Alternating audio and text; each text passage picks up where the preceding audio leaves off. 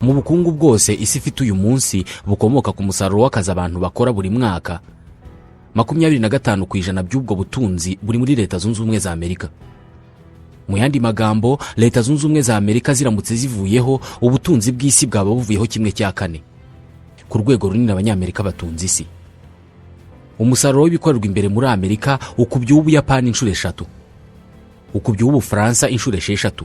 Nka leta ya California yonyine ibaye ari igihugu kwacyo kiri ku wundi mugabane kitari muri Leta Zunze Ubumwe za Amerika, cyaba ari igihugu cya 8 gikize ku isi ubaza umusaruro w'ibikorerwa imbere mu gihugu buri mwaka. Mu isi nta hantu hari inganda nyinshi kandi zikomeye nko muri Leta Zunze Ubumwe za Amerika.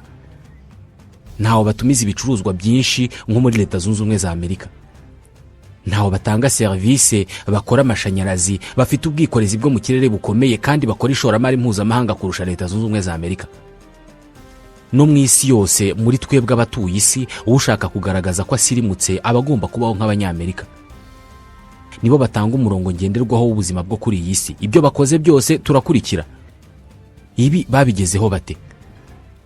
Aba bigeze bahingisha isuka ngo nyuma batera imbere bahingisha ikimasa, bashinga uruganda rumwe rukozwe mu buryo bwa gakondo, ejo bashinga urwa kabiri, hagira umwe muri buvumbura ikoranabuhanga ryo guteza imbere urwo ruganda, bagende batera imbere buhoro buhoro nk'uko dutekereza ko iterambere rigenda, kugeza ubwo uyu munsi basa n'abikoreye igice kinini cy'isi. Reka tubivugeho.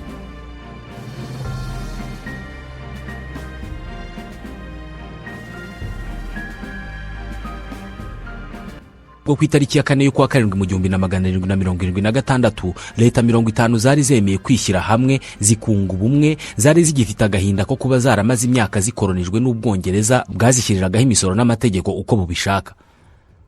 Mu 1825 isi yose yari yaramaze kwinjira mu gisekuru cy'iterambere. Hari hashize imyaka 31 Leta Zunze Ubumwe za Amerika zigenga, ari nabwo impinduramatwara y'inganda yari ihageze nyuma y'uko ibihugu nk'Ubwongereza byo byari bimaze kugira inganda nyinshi. Kimwe mu bikorwa bya mbere byatekerejwe n'abanyamerika ko bishobora kuzazana iterambere kwari uguhimba umugezi mushya. Kurema umugezi nk'imwe mu nzira yaginyuzwamo ibicuruzwa bikurwa mu nyanja ya Atlantique bikajyanwa mu karere k'ibiyaga binini muri Leta Zunze Ubumwe za Amerika. Uku niko bubatse icyitwa Canal Erie muri New York. Abanyamerika bakoresheje amasuka n'ibitiyo n'amapiki bacukura umugezi w'ibirometero 500. Ni nk'uko mu gitondo kimwe abantu babyukana igitekerezo cyo kurema indi Nyabarongo, bagakoresha amapiki n'ibitiyo bagacukura, bagakora uruzi nka Nyabarongo. Nta mu engineer wari mu gihugu hose, ariko abaturage bonyine bakoze iki gikorwa, bahanga umugezi. Ndatekereza ko imiterere n'imyumvire y'Abanyamerika igizwe n'uruvange rw'ubushobozi bwo guhanga udushya no kwintego. Abanyamerika baha icyubahiro gikomeye akazi kandi bakiha uburenganzira bwo guhanga udushya, bikiyongeraho ibitekerezo bizima n'imbaraga nyinshi z'umubiri. Kuri nge, iyi niyo mitekerereze myiza ikwiye kuranga umuntu. Yitwa Michael Douglas, ni umunyamerika w'umukinnyi wa sinema. Uyu mugezi wari urimo guhangwa wagombaga guhindura ubuzima bw'Abanyamerika. Iki cyari igitekerezo cyo wari guverineri wa New York witwaga Dwight Clinton. Yari umugabo wavukiye mu muryango wifashije. Ntabwo yihanganiraga umuntu umubwira oya, kandi yari afite inzozi zo kuzayobora Leta Zunze Ubumwe za Amerika. Gusa byarangiye abaye guverineri wa New York imyaka 20. Yashakaga kugira New York umujyi ukize binyuze mu bucuruzi. Ibitangazamakuru ntabwo byigeze bitekereza na rimwe ko kubaka umugezi w'umuhangano byazagira umumaro, ndetse Canal Erie cyangwa se uyu mugezi ibitangazamakuru byinshi byari byarayise Le Grand Fossé de Clinton, icyobo cya Clinton. Abantu 50,000 nibo bakoraga aka kazi ko gucukura. Kugira ngo bigufashe kugira igitekerezo cy'akazi kari muri iki gikorwa, aho bacukuye bahakuye metero cube miliyoni 11 z'ubutaka. Nawe urumva akazi karimo. Benshi muri aba bakozi barabimukira b'Abanya-Irlande. Muri iyi myaka Irlande yari ifite ikibazo cy'inzara kubera ubwiyongere bw'abaturage, hakiyongeraho ubwicanyi bwakorwaga hagati y'Abagatulika n'Abaporoso muri Irlande, bituma bagera kuri miliyoni 4 berekeza muri Leta Zunze Ubumwe za Amerika. Igihugu cyari gishya cyari kikimara kuvumburwa, bumvaga bivugwa ko cyubakiye ku ntego y'ubwigenge, aho buri wese yishyira akizana akavuga ibyo ashaka, agakora ibyo ashaka, kandi hakaba hari akazi. Uyu munsi 10% by'Abanyamerika bose, ni ukuvuga bagera kuri miliyoni 33, bavuga ko bafite inkomoko kubimukira b'Abanya-Irlande. Benshi muri aba Banya-Irlande nibo bagize uruhare mu kubaka uyu mugezi w'umukorano wa Canal Erie. kugira ngo bashobore gucukura umusozi upima metero nyinshi z'uburebure, rimwe na rimwe urimo n'urutare, bakoreshaga ibyitwa poudre à canon. Ni uruvange rw'ikinyabutabire cya soufre bavangaga n'ifu y'amakara. Ibi ngibi iyo bivanze bivamo ubumara bwo mu isasu. Ibi nibyo bakoreshaga mu guturitsa imisozi. Ni nk'ubwoko bw'urutambi rwaturikaga rugashwanyuza umusozi, ariko rimwe na rimwe rugahitana n'abawuriho. David Gilroy yari umwe mu bimukira b'Abanya-Irlande bakoze aka kazi. Yakoreraga inshuro 5 z'umushahara yagakoreye iwabo, ariko kubera uburyo kari akazi kavunanye kandi karimo ibyago, kugira ngo bagashobore, aba bakozi bakoraga banywa whisky yabongereraga ingufu kandi kabibagiza iyo mibabaro. David Gilroy yigeze kwandika uburyo byari bitangaje ukuntu bakoraga akazi banywa ibisindisha kandi ari akazi karimo ibiturika. Abakozi b'Abanya-Irlande basaga nkaho ntacyo batinya ku buryo baturitsaga umusozi, bikingaga ibitiyo ku mutwe nk'ubwirinzi bw'ingenzi bafite. Mu bitekerezo by'abatuye isi batari bake, Abanyamerika bose bagira ikinyabupfura gike kandi ntabwo batinya kuvuga ibyo batekereza uko byaba bimeze kose. Imico mibi yose yo mu isi ihera muri Amerika. Ni ibitekerezo bya bamwe mu batuye isi. Iyi mico abatuye isi babona nkaho ari mibi, yiganjemo ikinyabupfura gike, Abanyamerika bashobora kuba bayikomora kuri iyi mibereho ya basekuruza babo. Kuba barubatse igihugu cyabo bakoresheje intoki nsa, kikaba igihugu bari bamaze kwivumburira, bakacyubaka muri ubu buryo, bigomba kuba ariyo mpamvu bateye uko bateye. Ni nabyo uyu muririmbyi w'umwirabura witwa Sean Diddy Combs avuga. Iyo ukuriye muri Amerika ukurana uwo murage w'amateka wo gukora akazi kavunanye, hari ibihumbi by'abimukira baguye mu kubaka iki gihugu. Ibyo biri mu maraso yacu no mu tunyangingo tw'imyororokere tw'Abanyamerika bose. Ntabwo twifuza ko abo bantu baba barapfiriye ubusa. Twamaze gufata umuco wo gukora cyane kurusha undi muntu uwo ari we wese ku isi. Ubusanzwe Abanyamerika bitekereza nk'Abanyamerika b'ukuri, nka ba Nyiramerika, nababaho ubuzima bw'abitwa aba cowboys. Abanyamerika bambaye ingofero zikoze nk'uruziga, bagenda ku ndogobe, bakoresha imbunda zitwa revolver, banywa vino na whisky nyinshi, babaho ubuzima bujya kumera nk'ubw'abubatsi bubatse Amerika. Kubaka Canal Erie byatwaye imyaka 8, irangira haguye abantu bagera ku 1000. Uyu mugezi w'umukorano cyangwa se canal bayifunguye mu 1825. Kuva icyo gihe uyu mugezi wabaye inzira yanyuzwagamo ibicuruzwa bifite agaciro ka miliyoni 15 z'amadolari buri mwaka. Ibyaro byari ku nkengero zawo byahise bihinduka imijyi ikungahaye. Igiciro cy'ibicuruzwa kiratumbagira. Ibicuruzwa byageze aho byuzura mu mijyi iri ku nkengero z'uwo mugezi, iyo mijyi nayo igahita ibyohereza ku masoko mashya hakoreshejwe amato.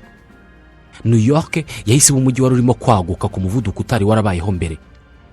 Wall Street icyo gihe nibwo yabaye isoko mpuzamahanga rigurishirizwaho imari n'imigabane rya mbere mu isi.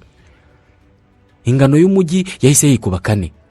Amafaranga yavuye mu bucuruzi bw'ibicuruzwa byanyuzwaga muri uwo mugezi baremye yabyaye ubukungu ku buryo mu 1840 aribwo hahimbwa ijambo millionnaire, umunyamamiliyoni cyangwa se umutunzi w'amamiliyoni. Uyu munsi 80% by'abaturage bose batuye mu majyaruguru ya Leta Zunze Ubumwe za Amerika baracyatuye ku nkengero z'ibirometero 40 by'iyi canal cyangwa se uruzi rw'urukorano. New York iri mu majyaruguru y'uburasirazuba. Mu gihe leta z'amajyaruguru yose zirimo na New York zari zarahisemo ubucuruzi nk'uburyo bwubaka ubukungu kandi bikaba birimo no kubahira kuko binjizaga amamiliyoni y'amadolari. Ku bihumbi by'ibirometero mu majyepfo ho hari igihingwa nacyo cyari kirimo kuzamura ubukungu, ipamba. Gusa ikwirakwira ry'iki gihingwa n'amafaranga yakivagamo byari biraye bizashoza intambara ya mbere ikomeye yashyamiranyije Abanyamerika hagati yabo. Muraza kubibona. Leta nyinshi zo mu majyepfo ya Leta Zunze Ubumwe za Amerika zahisemo guhinga iki gihingwa gitanga ubudodo. Cyari cyoroshye cyane kugihinga, ariko kugisarura no kugitunganya byo bikaba akazi. Nyuma yo gusarura ipamba bagombaga gutandukanya bwa budodo bwayo cyangwa se bwa bwoya bw'umweru tubona bw'ipamba, bakabutandukanya n'imbuto zayo bakabikoresha intoki nsa. Aka ni akazi gashobora kugutwara umunsi wose kugira ngo ubone ibiro nka 2 by'ipamba yakuwemo imbuto mu munsi umwe. Ikintu cyaje nk'umucunguzi muri iyi mbogamizi cyari imashini bise grenaise à coton. Iyi ni imashini yifashishwaga mu gutandukanya ipamba n'imbuto zayo. Gusa ntabwo yatandukanije ipamba n'imbuto zayo gusa, kuko kera kabaye yanatandukanije Abanyamerika. Iyi mashini kimara kwaduka, umukozi umwe noneho yashoboraga gutunganya ibiro 50 by'ipamba mu munsi umwe. Mu 1830 Amerika niyo yezaga 1/2 cy'ipamba yose yo mu isi. mu 1850 bwo noneho bezaga 3/4 by'ipamba yose yo mu isi. Ubwo nibo bambikaga hafi isi yose. Ipamba bahise bayita zahabu y'umweru kubera ko yahise irema imibereho mishya ku banyamerika bose.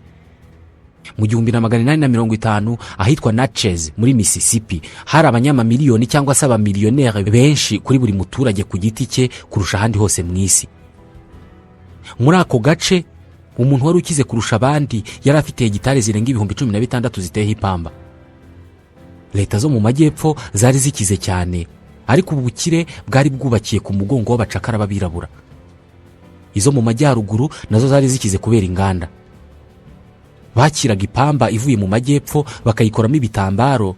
Ibi ngibi byatumaga nubwo leta zo mu majyaruguru zifuzaga ko ubucakara buvaho, kubera ko inganda zabo zabonaga akazi ko gutunganya ipamba ivuye mu majyepfo, ipamba yahinzwe kandi gatunganywa n'abacakara, baremeye bafunga amaso imbere y'ubwo bucakara butabashimishaga.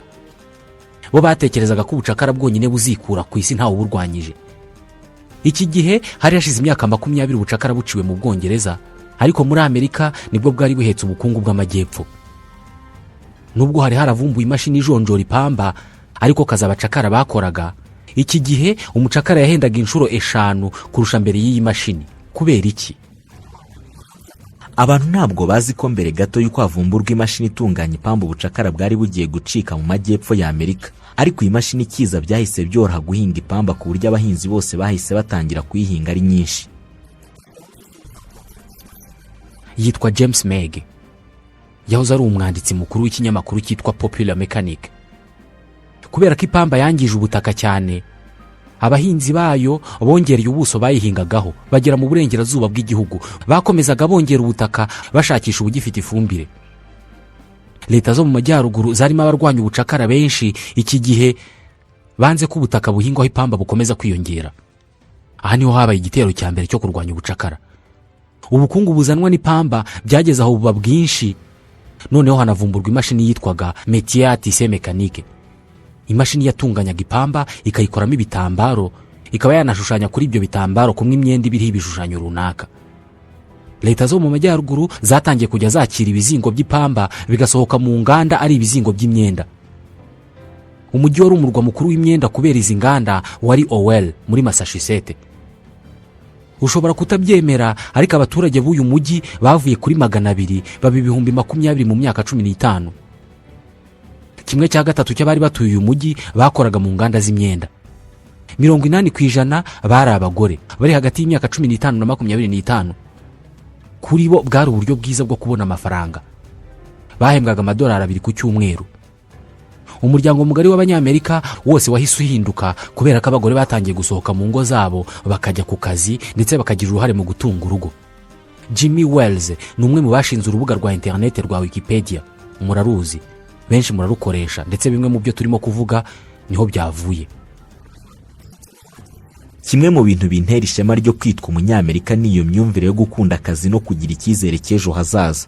Icyo gitekerezo cyo kutumva ko isi igomba kuzaba mbejo hazaza, igitekerezo cyo kumva ko dushobora gutunganya ubuzima bwacu dukoresheje ikoranabuhanga. Nubwo bakoraga amasaha 12 ku munsi, inganda z'ipamba zahaye abagore b'abanyamerika andi mahirwe. Batangiye kujya basoma ndetse bakaganira hagati yabo. Emily Robinson yari umwe muri aba bagore. Yatangiye gukora akazi afite imyaka 10 y'amavuko. Byari bibujijwe gusomera ibitabo mu kazi, ariko twabisomaga tubihishe mu makanzu cyangwa tukaba twarabihishe mu bimoteri. Rimwe na rimwe twabaga twarafashe udupapuro turiho imivugo tukatwomeka ku mashini zitunganya ipamba, maze uko dukora akazi tukajya dutera akajisho kuri ya mivugo kugeza tuyifashe mu mutwe. Barajijutse maze batangira gusaba uburenganzira bwabo. Imwe mu myigaragambyo ya mbere y'abakozi yabayeho muri Leta Zunze Ubumwe za Amerika yakozwe n'abagore. Hari mu 1836 mu mujyi wa Owell. Iki gihe bakoze imyigaragambyo bamagana igabanywa ry'umushahara. Aha ni naho bahereye biga bavamo abadoktere, abanditsi n'abanyapolitike. Kwiga kwabo ndetse no gusoma mu gihe cy'ijoro babikoreraga ku matara yacanwaga n'igicanwa cyari gifite agaciro ka zahabu icyo gihe. Amavuta ya balene, imwe mu nyamaswa nini ziba mu mazi no mu isi nzima, ntabwo ari nyinshi ziyirusha ubunini. Imeze nk'igifi kinini ariko ni inyamabere. amavuta ava muri iyi nyamaswa ari mu byatumye leta zunze ubumwe za Amerika ziba igihangange mu bukungu. Mu 1850 haburaga imyaka igera kuri 20 ngo peteroli ivumburwe, iyi ngiyi ducana. Ikoreshwa ry'amavuta ya barene ryatanze umusaruro munini ku iterambere ry'inganda muri Amerika. Abanyamerika basanzwe bakundaga gukora amasaha menshi y'ijoro babifashijwemo n'urumuri rw'urukorano, kuko bashoboraga kubona urumuri rw'igihe kirekire byatumye bakora amasaha menshi y'ijoro ashoboka, bakabona amafaranga menshi bityo bagatanga umusanzu ku iterambere ry'igihugu. Kuroba balene byahise biba ubundi bwoko bw'uruganda. Balene imwe ishobora gupima toni 180 n'uburebure bwa metero 30, iyi ikaba yatanga metero cube 11 z'amavuta yaka nka peteroli. Uyu munsi ikigo cy'abanyamerika gishinzwe iby'isanzure NASA kiracyakoresha aya mavuta. Icyuma cyo mu isanzure gipima ibigendajuru cyitwa Hubble, ni telescope spatiale yitwa Hubble, gikoreshwa n'amavuta ya balene. Kubera uburyo kuroba izi nyamaswa bigoye, abantu bake nibo bemeraga kujya gukora aka kazi. Ubwo bagombaga kugakora kubera ko badafite andi mahitamo, namwe murabumva. Abirabura b'abacakara. Gusa kuri bo yari amahirwe y'imboneka rimwe kubera ko bwari uburyo bwo gutoroka. John Thompson yari umwe muri bo, we yashoboye gutoroka. Iyi ni inkuru yanditse. Nari mfite umuryango muri Philadelphia ariko nari mfite ubwoba bwo kuhaguma igihe kirekire. Niyo mpamvu nagize igitekerezo cyo kujyana n'ubwato bugiye kuroba barene kubera ko ariho hari amahirwe yo kudafatwa n'abahigi b'abacakara. Muri aka kazi ko kuroba za barene umwirabura afatwa nk'umuntu mbere y'ibindi byose. Akora akazi kamwe n'umuzungu kandi ashobora kuzamurwa mu ntera bitewe n'ubumenyi bwe. Kubera ingaruka n'ibibazo byabaga muri aka kazi, abazungu n'abirabura bagakoraga basaga n'abakundana. Kubera iki? Kubera ko iyo babonaga balene barwanaga nayo bayitera ibimeze nk'amacumu cyangwa se ibisongo. Kugira ngo ipfe byashoboraga gufata amasaha barwana nayo. Kubera ingufu n'ubunini bwayo, balene yashoboraga gukoresha umurizo wayo igakubita inshuro imwe ku bwato ikabucagaguramo uduce nk'igihumbi. Urupfu nkuru ku bazungu n'abirabura bakorana ntabwo rwashoboraga gutuma hari uyumva nk'umutware ngo ndabo umugaragu. Izi nyamaswa zo mu mazi zabashyiraga ku murongo umwe bakaringanira. Kubirabura bamwe na bamwe, ibyago byo kuribwa na balene cyangwa se kurohama byari byiza kurusha ubuzima bwo kwa bashebuja. Abageragezaga gutoroka bagafatwa bahuraga n'ibyago bitagira izina. Mu 1814 byasaga naho Nouvelle Orléans ariyo murwa mukuru w'ubucuruzi bw'abacakara. Uyu mujyi wahoragamo ibyamunara bigurishwamo abirabura. Muri kimwe cya kabiri cya mbere cy'ikinyejana cya 19 hafi miliyoni y'abacakara bagurishijwe mu byamunara, aho ugura yasuzumaga uwagura nk'uko basuzuma itungo. N'ubucuruzi bwinjizaga nibura miliyaride 2 z'amadolari mu bukungu bwa leta zo mu majyepfo. Kuva ipamba yagira agaciro kenshi kandi gahingwa cyane, agaciro k'umucakara kari karatumbagiye. Umugabo yaguraga amadolari 1,000, umugore akagura 800, umwana akagura 500. Umucakara yanyuraga imbere y'abaguzi yazamuye umutwe ku buryo agaragara neza, akagenda yihuta agenda agaruka banyura imbere. Abakiriya bakitegereza neza ibiganza, amaboko n'ibindi bice by'umubiri. Uwabaga afite inkovu nyinshi mu mugongo bigaragara ko yakubiswe, yagaragaraga nk'umunyagasuzuguro cyangwa se ko yumva nabi, bigatuma atagurwa cyangwa se akagurwa make. Iki gihe 80% by'abanyamerika b'abanyafurika bari abacakara. Aba bari miliyoni 4 z'abagore, abagabo n'abana. Igihugu cyubakiye ku ndangagaciro z'uburenganzira bwa muntu, uburenganzira no kwishyura ukizana kw'abantu, nicyo cyari gifite ubukungu bwubakiye ku gutunga abantu bamwe nk'inyamaswa. Uyu yitwa John Legend, ni umwirabura w'umunyamerika w'umuririmbyi. Nimubara neza murasanga imyaka 140 ishize ibi bibaye atari myinshi. Kuri nge biragoye kumva ko muri iyo myaka mike ishize abirabura batari bafite uburenganzira na bumwe muri iki gihugu. Biragoye kumva ko icyo gihe batafatwaga nk'abantu ahubwo bafatwaga nk'inyamaswa. Umucakara watorokaga agafatwa, mu bihano bamuhaga habagamo icyitwa marquage au fer. Wari umwotso munini cyane ahantu hagaragara. Gushyushya icyuma kigatukura bakakigukoza ahantu hagaragarira buri wese ko wigeze kugerageza gutoroka umutware wawe, cyangwa se bakaguca amatwi. Gusa ibingibi ntabwo byabuzaga ko buri mwaka abagera ku 1,000 batorokaga. 80% by'aba bacakara ntabwo bari bazi gusoma no kwandika. Uyu munsi niba mu isi hariho imiryango mpuzamahanga iharanira uburenganzira bw'abantu, nuko yabimburiwe n'umuntu umwe. Umwiraburakazi wabaye mu ba mbere bemeye gushyira ubuzima bwabo mu kaga akajya ajya gukura abacakara ku batware babo muri leta zo mu majyepfo zari zishyigikiye ubucakara, akabatorokesha akabajyana mu majyaruguru aho abirabura bari bafite ubwigenge. nawe yari umucakara watorotse. Ku birabura bo muri Leta Zunze Ubumwe za Amerika, uyu ni intwari yabo, yitwaga Harriet Tubman. Benshi yazaga kubatwara mu ijoro, agakora byose bishoboka kugira ngo badafatwa. Ntiyanatinyaga guha impinja urumogi cyangwa se opium kugira ngo zitarira mu gihe barimo gutoroka.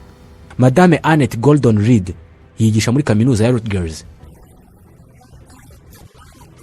Harriet Tubman yabaye nka Musa ku bantu bacu.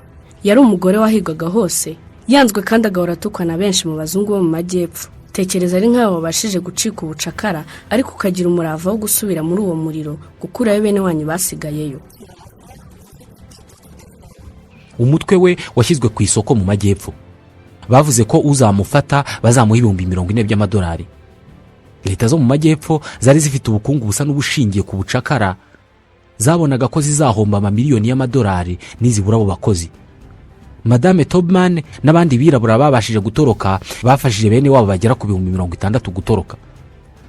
Aba batumye abatware babo bahomba $50,000 z'amadolari. Ngiyi impamvu y'ingenzi yatumye leta zo mu majyepfo muri Leta Zunze Ubumwe za Amerika zihaguruka zikiyemeza kurwana n'amajyaruguru atarashyigikiye ubucakara, ndetse bamwe mu bayobozi bo mu majyaruguru bafashaga bamwe mu bacakara gutoroka bakajya mu majyaruguru aho bashoboraga kubona ubwigenge.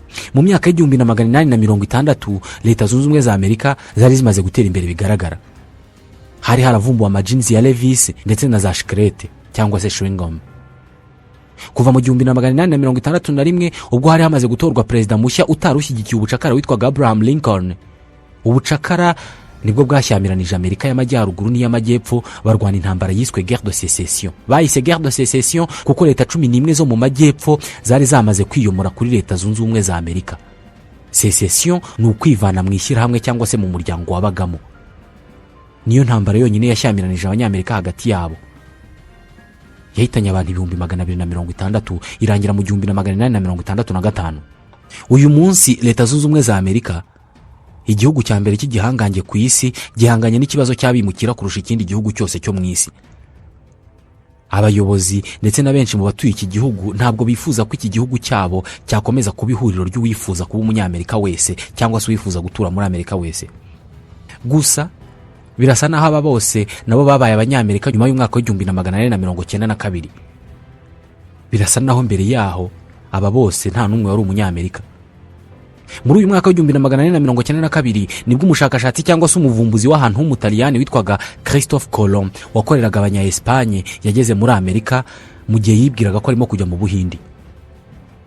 Abantu yahasanze cyangwa se abo yasanze kuri ubwo butaka biberaga mu mashyamba, nta terambere bazi, babagaho ubuzima kamere. Akihagera we nabo bari bari kumwe, aba baturage yahasanze bamufashe nk'Imana. Aba yahasanze nibo banyamerika kavukire, ariko nta muntu bavugaho kenshi, ntabwo bazwi cyane. Aba ba Espanyol bari bayobowe n'uwitwa Christophe Colomb bivumburiye ubutaka butuweho n'abantu batazi ubwenge biberaga mu mashyamba. Aba nibo batangiye gushaka ababafasha gutura muri icyo gihugu cyari gifite byose isi ishobora gutunga. Mu yandi magambo, abatuye muri Amerika bwa mbere nyuma y'1892 bose bari abanyamahanga bavuye imihanda yose. Abenshi bagiye bava mu bihugu byabo bakajya kwiturira kuri ubwo butaka bushya, nababaga barananiranywe n'ibihugu byabo cyangwa se bafite ibyo bahunga iwabo. Imisoro, amategeko akomeye, Kiliziya yakoreshaga inkota kugira ngo abantu bayiyoboke, inzara n'ibindi byashoboraga gutuma abanyaburayi n'abandi bose bananiranye iwabo cyangwa se badashaka gukurikiza amategeko y'iwabo bava mu bihugu byabo bakajya kubaka igihugu gishya, aricyo cyaje kuba Leta Zunze Ubumwe za Amerika. Niyo mpamvu ijanisha rinini ry'abanyamerika bagiye bafite inkomoko mu bindi bihugu. Mu yandi magambo, abanyamerika hafi ya bose nabimukira. Iyi ngingo Barack Obama agomba kuba yizi cyane. I mean, it's really important for us to remember our history. You know, unless you're one of the first Americans, a Native American, you came from someplace else. Ni ingenzi cyane kwibuka amateka yacu. Niba utari umwe mu banyamerika ba mbere bafite abakurambere bavukiye hano, ubwo wavuye ahandi hantu runaka, uko byagenda kose hari umuntu wakuzanya. Hari abanya-Irlande basigiye ubutaka abana babo hano muri Amerika. hari abadage baje bahunga ubwicanyi mu Budage, abanyapolonye, abarusiya, abataliyani, abashinwa, abayapani ndetse n'ibihumbi by'abasekuru b'abimukira bambukiye kuri Ellis Island ku ruhande rumwe no kuri Angel Island ku rundi. Abo baturage bose mbere y'uko bahinduka twebwe bari abimukira. All those folks, before they were us, they were them. We yemera ko abanyamerika bose ari abimukira. Yemera ko Leta Zunze Ubumwe za Amerika ari igihugu cy'abimukira. Gusa abagiye bahagera igihugu cyaramaze kwiyubaka, harashyizweho amategeko bo n'abimukira cyane. Hari inyandiko nyinshi zigaragaza uburyo Leta Zunze Ubumwe za Amerika ari igihugu cy'igihangange kubera ko cyubatswe n'abantu baturutse ku isi yose, bakihuriza hamwe, bagahuza ubumenyi n'ubushake bakubaka igihugu. Bahuriye hamwe bafata icyemezo cyo kujya gushaka abakozi badahembwa mu bihugu bya Afurika, babafasha kubaka igihugu. Nyuma habayeho intambara nyinshi zo kwemera abo bakozi nk'abene gihugu. Ibyo byagezweho mu 1865 ubwo ubucakara bwahagarikwaga. Gusa na n'uyu munsi ibirebana no kureshya kwa bene icyo gihugu biracyasa n'inzozi ku ngingo n'uburenganzira bumwe na bumwe. Uyu munsi ababimukira bose bashoboye kubaka igihugu cy'igihangange mu isi, ndetse bashyiraho ibyo bise American Way of Life. Bashyizeho uburyo bwose butuma isi imenya imibereho yabo. Bashinze uruganda rutunganya sinema rwa mbere mu isi, bubaka ikoranabuhanga rituma itangazamakuru ryabo rigeza ku isi yose imibereho yabo, ku buryo uyu munsi bereka isi ko umuntu w'umusirimu agomba kubaho nkabo. Uyu munsi umusirimu utabaho nk'abanyamerika ntabwo ari umusirimu cyane. Tubashimiye kuba mwumva iki kiganiro. Icya none naha tugisoreje. Nitwa Ismael Mwanafunzi. Ndabashimiye.